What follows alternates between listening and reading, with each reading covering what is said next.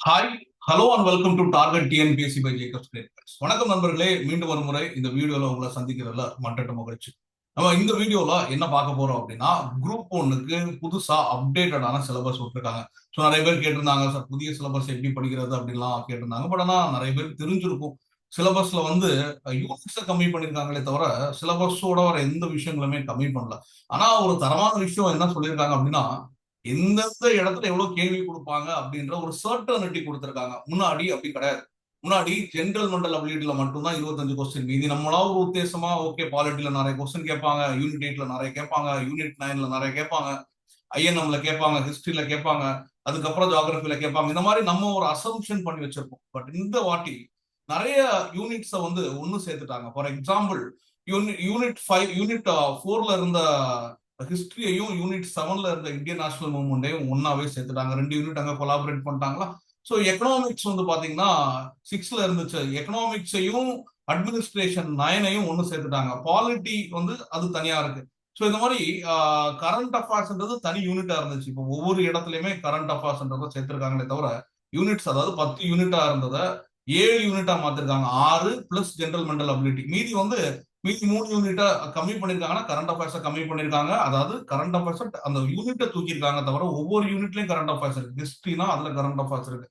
So அது மாதிரி பாத்தீங்கன்னா இல்ல சயின்ஸ்க்கு வந்து 10 கொஸ்டின் அப்படின்னு சொல்லியிருக்காங்க, ஜியோகிராபிக்கு 10 கொஸ்டின் சொல்லியிருக்காங்க. இம்பார்ட்டன்ஸ் எந்த கேள்விகளுக்கு எந்த இடத்துல அதிகமான கேள்விகள் வரும் அப்படின்றதையும் சொல்லியிருக்காங்க. மற்றபடி மாற்றங்கள் பெரிய அளவுக்கு இல்லை. நம்ம என்னதான் சேஞ்சஸ் நடந்திருக்கு அப்படின்றத பார்க்கலாம்.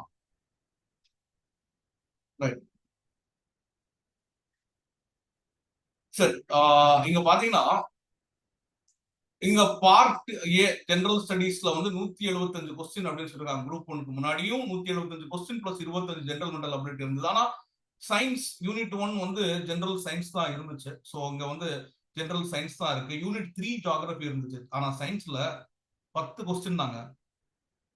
இந்த 10 கொஸ்டினும் excuse me scientific knowledge and scientific tenth பழைய விஷயம் தான், எதுவுமே மாறல.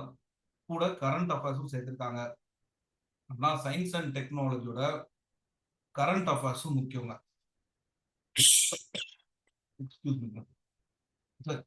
Geography of India. Geography of India வந்து பாத்தீங்கன்னா 10 கேள்வி. ஸோ அதுவும் பர்டிகுலரா லொகேஷன் இது எல்லாமே நம்ம ஏற்கனவே 10th ஜியோகிராபில இருக்கக்கூடியது. 10 கொஸ்டின்றது கிளியரா சொல்லிட்டாங்க. முன்னாடி 7 கூட வரலாம், 8 கூட வரலாம், 15 கூட வரலாம். இப்போ 10 கொஸ்டின். ஓகேங்களா?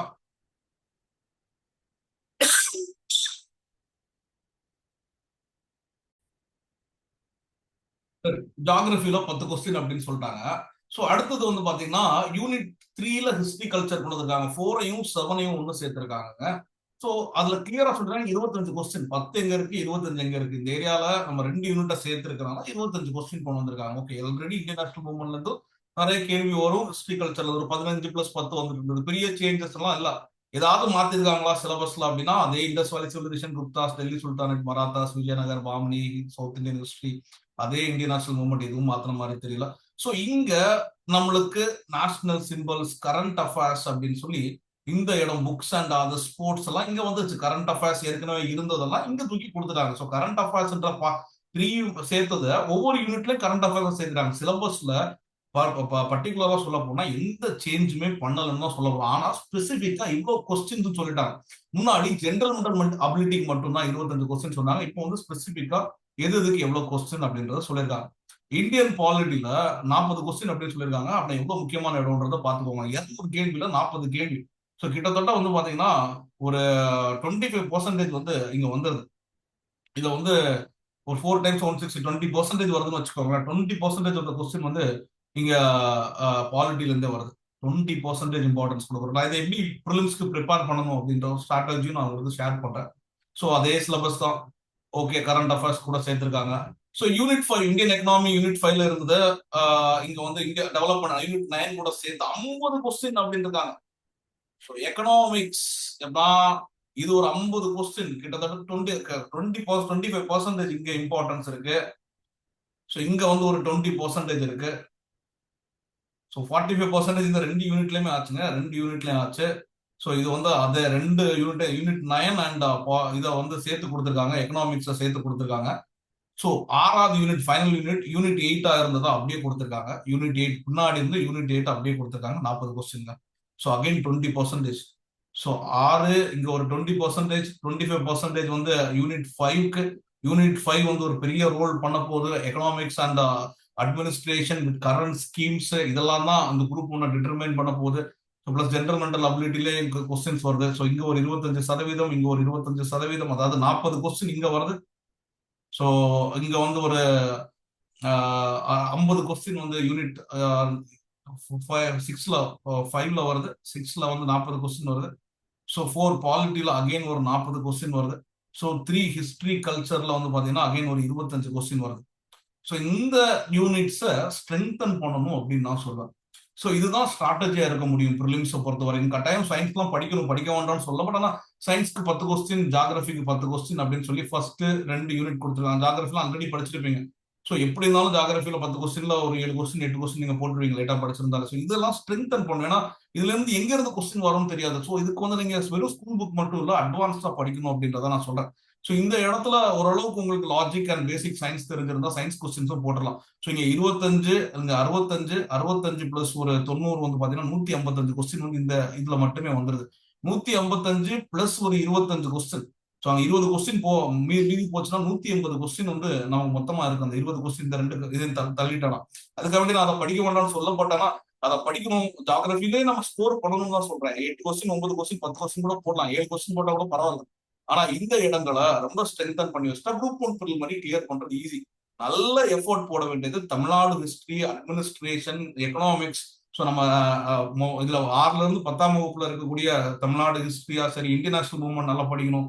So 12th book, 11th 12th book economics, 11th 12th இருக்கக்கூடிய இந்தியன் நேஷனல் மூவ்மெண்ட் ஹிஸ்டரி இதெல்லாம் நல்லா படிச்சு முடிச்சுட்டு எக்ஸ்ட்ரா சோர்ஸ் தேடும்.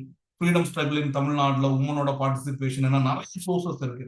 எல்லார பத்தி நீங்க தெரிஞ்சுக்கணும். இன்னும் டீடைல்டா மெயின் சிலபஸ் வச்சு ப்ரிலிம்ஸ் மட்டும் படிக்கிறதுன்றது போதாதுங்க. ப்ரிலிம்ஸ் மட்டும் படிச்சு என்ன பண்ண போறோம்? ப்ரிலிம்ஸ் கூடவே மெயின்ஸே சேர்த்து படிக்கணும். அதுதான் இங்க மாற்றேன்.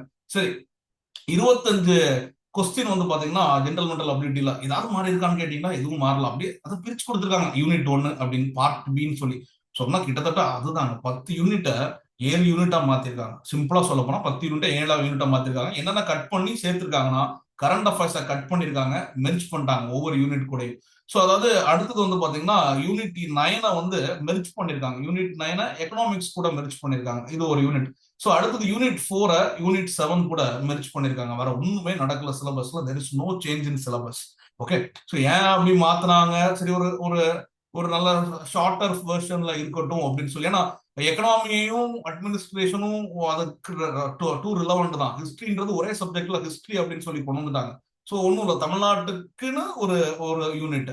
ஸோ மற்றபடி ஓகே தான். இதுல வந்து பெருசா என்ன ஒரு விஷயம் அப்படின்னா வெயிட்டேஜ் கொடுத்துருக்காங்க. அதாவது எவ்வளவு கொஸ்டின்ஸ் கேட்பாங்க அப்படின்னு சொன்னது, எங்க நீங்க ஃபோக்கஸ் பண்ணணும் அப்படின்றது எல்லாருக்குமே தெளிவா காட்டக்கூடியது. இதுல இருந்து ஒளிமறைவு எதுவுமே இல்லை, எல்லாருக்குமே தெரிஞ்சதான். ஸோ ஆப்வியஸ்லி எல்லாருக்கும் தெரியும் இந்த யூனிட்ஸ் தான் ஃபோக்கஸ் பண்ணும். ஆனா அதை எப்படி நம்ம பண்ண போறோம், எவ்வளவு ப்ரீவியஸ் இயர் கொஸ்டின்ஸ் பார்க்கணும், எந்த ஏரியால கொஸ்டின்ஸ் கேட்கறாங்க, ப்ரீவியஸ் இயர் கொஸ்டின், ரீசெண்டா எக்ஸாம் நடக்கக்கூடிய ட்ரெண்ட்ஸ், இதெல்லாம் தான் நம்ம அனலைஸ் பண்ணுவோம். ஸோ அதெல்லாம் அனலைஸ் பண்ணி பார்க்கும்போது இவள் கிட்ட ஐடியா அதுதான் அவங்க டிட்டர்மைன் பண்ணும். நீங்க ப்ரிலிம்ஸை கிளியர் பண்ணினா ரொம்ப காம்படிட்டிவா இருக்கு. முன்னாடி எல்லாம் வந்து பாத்தீங்கன்னா 1:50 இருக்குங்க.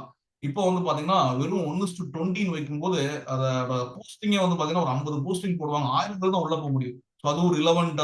ஒவ்வொரு கேட்டகரியிலே வந்து பாத்தீங்கன்னா 200 பேர், 100 பேர், 150 பேர் அந்த ரேஞ்ச்ல போகும்போது கஷ்டமா இருக்கும். 1000 பேர்னா 20%, 30% அப்படின்னு சொல்லி பாத்தீங்கன்னா 300 பேர், 200 பேர் தான் போவாங்க. யூ ஷுட் பி இந்த top 200 to qualify for the prelims. Once the prelims is done, that's going to be game changer. அதுக்கப்புறம் வந்து பாத்தீங்கன்னா அந்த 1000 பேருக்குள்ள ஒரு காம்படிஷன், அதுக்கப்புறம் மெயின்ஸ்ல காம்படிஷன் இருக்கு.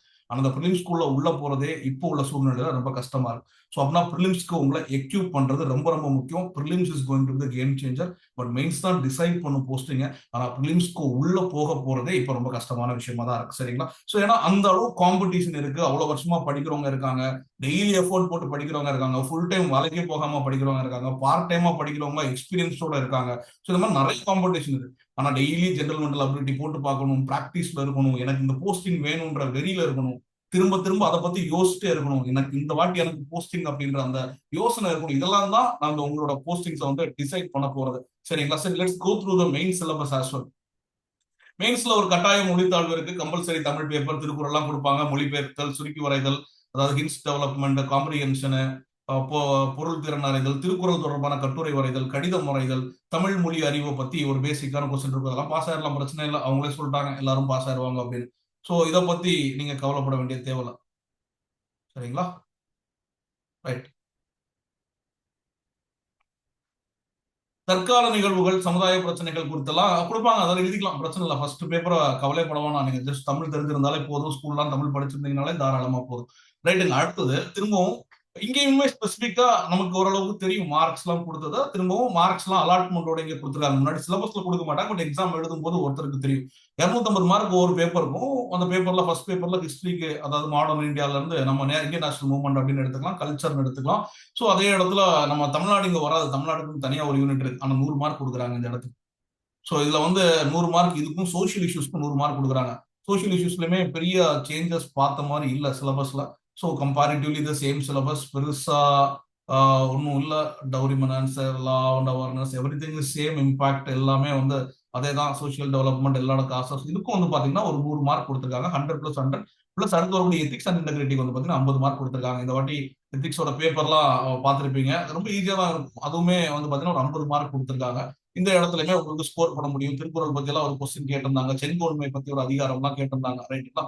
சோ அடுத்தது வந்து பாத்தீங்கன்னா பேப்பர் 2 அதே தான் பாலிட்டி. ஸோ இங்கேயும் பாலிட்டிக்கு ஒரு 100 மார்க், பாலிட்டிக்கு ஒரு 100 மார்க், சயின்ஸ் அண்ட் டெக்னாலஜிக்கு ஒரு 100 மார்க், தமிழ் ஹிஸ்டரி ஹெரிட்டேஜுக்கு 50 மார்க். எத்திக்ஸ் அண்ட் இன்டெகிரிட்டிக்கு ஃபர்ஸ்ட் பேப்பர்ல மார்க் 50 மார்க் கம்மி, 50 மார்க், அதாவது கம்மியான மார்க். செகண்ட் இதுல வந்து பாத்தீங்கன்னா உங்களுக்கு சயின்ஸ் அண்ட் டெக்னாலஜில 100 மார்க், அதே சிலபஸ் தான், மாற்றம் இல்ல. Excuse me. ஸோ அடுத்தது வந்து பாத்தீங்கன்னா unit 3. So Tamil society, culture and heritage 50 mark. அதே தான், வருஷா ஒன்றும் இல்லை, அதே சிலபஸ் தான். Film industries, translation, edition 50 mark. You can ready, ஈஸியா ரெடி பண்ணிக்கலாம். ஃபைனலா பேப்பர் 4, அதாவது 3வது பேப்பர். இங்க வந்து பாத்தீங்கன்னா ஜியோகிராஃபி, என்விரான்மெண்ட், டிசாஸ்டர் மேனேஜ்மெண்ட் அப்படின்னு சொல்லி இருக்கும், எக்கனாமிக்ஸ் இருக்கும். இங்க என்ன பண்ணிருக்காங்கன்னா ஜியோகிராஃபிக்கு தமிழ்நாடு ரெஃபரன்ஸ்ல 75 மதிப்பெண் கொடுத்திருக்காங்க. அதே மாதிரி என்விரான்மெண்ட்டுக்கு 75 மதிப்பெண் கொடுத்திருக்காங்க. இங்க கொஞ்சம் வித்தியாசமா இருக்கு. 75+75 150 தானே ஆச்சு. இன்னும் ஒரு 100 மதிப்பெண்கள் எதுக்கு இருக்கு அப்படின்னு பாத்தீங்கன்னா எக்கனாமிக்கு இருக்கு. எக்கனாமி வந்து நல்லா ஸ்ட்ராங்கா இருக்கணும், நல்லா கிளியரா புரிஞ்சிருக்கணும், அதை பத்தி எழுத நல்லா கிளியரா எழுத தெரியணும், கரண்ட் அஃபேர்ஸ் படிக்கணும். ஸோ ரைட்டிங் ப்ராக்டிஸ் ரெகுலரா இருக்கணும். ரைட்டிங் ப்ராக்டிஸ் யாருக்கு தொடர்ந்து ஒரு வருஷம் இருக்கோ, நல்லா புடிச்சு ஹேண்ட் ரைட்டிங்லாம் நீட்டா எழுத முடியுதோ அவங்க போஸ்டிங் வாங்குவாங்க. ஏன்னா எழுதும் போது கை வலிக்கும், கை நம்பாயிரும் திடீர்லாம் எழுதும்போது. தொடர்ந்து எழுத்து பயிற்சி யாருக்கு நிறைய இருக்கோ ஸோ அவங்க வந்து இந்த எக்ஸாம்ல வந்து மெயின்ஸ்லயே நல்லா ஸ்கோர் பண்ணலாம். சொன்னா ஒரு கண்டினியூஸா ஒரு கன்சிஸ்டன்டான எஃபோர்ட் இருந்துச்சுன்னா இந்த எக்ஸாம்ல கிளியர் ஈஸியா பண்ணலாங்க. முடியுமா, 1000 பேருக்குள்ளாடி போக முடியுமா அப்படின்னா யோசிச்சுட்டே இருந்தா நம்ம ப்ரிப்பேரே பண்ண முடியாது. கடினமான சூழ்நிலை தான். மேபி நீங்க கிடைக்கலன்னா அடுத்த ஒரு குரூப் 2 போயிட்டு குரூப் 1க்கு ப்ரிப்பேர் பண்ணிட்டே இருக்கணும். இன்னைக்கு குரூப் 2ல இருக்க எத்தனையோ பேர் குரூப் 1 ஆஃபீஸர் ஆகும் கனவோட ப்ரிப்பேர் பண்ணிட்டு தான் இருக்காங்க. ஸோ காம்படிஷன் வந்து பல இடங்கள்ல இருந்து இருக்கு. அதெல்லாம் தெரிஞ்சு ஹார்ட் ஒர்க்கை போடணும். சும்மா உட்கார்ந்தா முயற்சி பண்ணாம இருந்தா எதுவுமே கிடையாது. முதல்ல நம்பிக்கை வேணும், தன்னம்பிக்கை வேணும். அது மட்டும் இருந்தாலும் எல்லாமே நடக்குமானா நடக்காது. கட்டாயமா அதுக்கான முயற்சிகளை போடணும். அந்த இன்டென்ட்டை ஷோ பண்ணணும். when you are showing the right intent at the right time, so you will get what you deserve. ரைட்டுங்க. ஸோ அதுதான் நான் இந்த செஷன்ல சொல்லணும்னு நினைச்சேன். ஸோ நிறைய பேர் கேள்வி கேட்டிருந்தாங்க, சார் புதிய சிலபஸை பத்தி எக்ஸ்பிளைன் பண்ணுங்க. புதிய சிலபஸை பத்தி உண்மையே சொல்ல போனா எக்ஸ்பிளைன் பண்றதுக்கு ஒண்ணுமே இல்லை. வெயிட்டேஜ் கொடுத்துருக்காங்க, மற்றபடி பழைய சிலபஸ் தான். ஸ்கூல் புக்ஸை தரவா படிங்க. எந்த யூனிட்டுக்கு ஃபோக்கஸ் பண்ணும் அப்படின்றத நான் சொல்லியிருக்கேன். History, culture, Indian national movement, unit 8 பழைய சொல்லக்கூடிய யூனிட் 6, அப்புறம் 5 எக்கனாமி அண்ட் அட்மினிஸ்ட்ரேஷன் நல்லா ஃபோக்கஸ் பண்ணிக்கோங்க. பாலிட்டி மேஜர், இதெல்லாம் பாலிட்டி, எக்கனாமிக்ஸ், ஜியாகிரபி எல்லாம் மெயின்ஸ்க்கு ரொம்ப யூஸ்ஃபுல் இருக்கு. என்விரான்மெண்ட் இதெல்லாம் படிக்கிறது ப்ரிலிம்ஸோட சேர்த்து மெயின்ஸ்க்கும் படிக்கணும். நான் வந்து சயின்ஸ் படிக்க கூடாதுன்னு சொல்ல, இம்பார்ட்டன்ஸ் கொடுக்க வேணாம் அப்படின்ற. ஏன்னா ப்ரிலிமினரிக்கு இருக்கக்கூடிய சயின்ஸ் சிலபஸ்க்கும் மெயின்ஸ்க்கு இருக்கக்கூடிய சயின்ஸ் சிலபஸ்க்கும் டிஃபரன்ஸ். மெயின்ஸ்ல வந்து பாத்தீங்கன்னா அப்ளிகேஷன் அண்ட் டெக்னாலஜி ஓரியன்டா தான் உங்களுக்கு வரும். ஸோ எல்லாமே நீங்க எப்படி எடுத்துக்கிறீங்க, என்ன பெர்செப்ஷன்லாம் பாக்குறீங்கன்றதா. முதல்ல இந்த 1000 பீப்புளுக்கு உள்ளாடி நீங்க போறதுன்றதே ஒரு டஃப் கேம் ஆயிடுச்சு. அப்படின்ற அந்த 1000 பீப்புளுக்கு உள்ளாடி போறதுக்கு சரியான ஒரு முயற்சி, நல்ல ஒரு பயிற்சி, நல்ல ஒரு டிவிஷன், நல்ல ஒரு டெஸ்ட் சீரிஸ், இது எல்லாமே வந்து இருந்தா தான் நீங்க வந்து இந்த எக்ஸாமை கிளியரா பண்ண முடியுங்க. ஸோ டெய்லியும் கன்சிஸ்டண்டா எஃபோர்ட் போடணும். டெய்லி 1 மணி நேரம் போட்டா கூட டெய்லி கன்சிஸ்டண்டா எஃபோர்ட் போடணும். ஒரு நாளைக்கு 5 மணி நேரம் படிக்கிறேன், அடுத்த 2 வாரம் கழிச்சு படிக்கிறேன்னா வேலைக்கு ஆகாது. டெய்லி இலக்கை நோக்கி ஓடிட்டே இருக்கணும். கொஞ்சம் கொஞ்சமா ஓடினா கூட இது வந்து ஒரு மராத்தான் மாதிரி. கொஞ்சம் கொஞ்சமா ஓடினா கூட உங்களோட இலக்கை நீங்க அடைஞ்சாகணும். அதுதான் இதோட ஒரு அல்டிமேட் இதா இருக்க முடியும். மற்றபடி சும்மா வந்து நான் அப்பப்போ படிக்கிறேன், எனக்கும் ஆசை இருக்கு, ஆனா முயற்சி எல்லாம் பண்ண மாட்டேன் அப்படின்னா கிடைக்கவே கிடைக்காது. சரிங்களா? ஸோ நான் நெகட்டிவா சொல்றதுன்னு இல்ல. எல்லாரும் போஸ்டிங் வாங்கணும் கட்டாயமா. வரக்கூடிய வருஷங்கள்ல குரூப் 2, குரூப் 1 எல்லா போஸ்டிங்கும் வருது. அட் த சேம் டைம் நீங்க எஃபோர்ட் போடணுங்க. அது உங்களுக்கே தெரியும். பட் நம்ம சில டைம்ல நம்மளோட சோம்பேறித்தனம், நம்மகிட்ட ஒரு 2 நாள் மோட்டிவேஷன் இருக்கும், நம்மகிட்ட ஒரு டிசிப்ளின் இருக்காது. இதெல்லாம் தான் நம்மள வந்து அந்த போஸ்டிங் வாங்க விடாம தடுக்கக்கூடிய விஷயங்களா இருக்கும். So wish you all the best. So உங்களுக்கு கிளாஸஸ் ஏதாவது தேவைன்னா நான் டிஸ்கிரிப்ஷனில் கொடுத்துருக்க நம்பர்ல வாட்ஸ்அப் பண்ணுங்க. மற்றபடி உங்களுக்கு ஏதாவது டவுட்ஸ் இருந்துச்சுனாலும் நீங்க கேட்கலாம். So thank you so much. இன்னொரு வீடியோல சந்திப்போம் நண்பர்களே. நன்றி.